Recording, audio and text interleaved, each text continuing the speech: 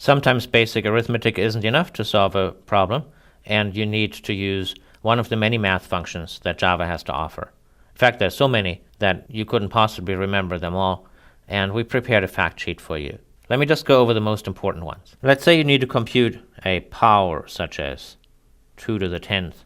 You can't write that exponent neatly in Java.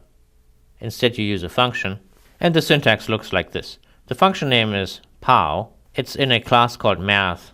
You have to reference it as math.pow. Then you give it the two operands.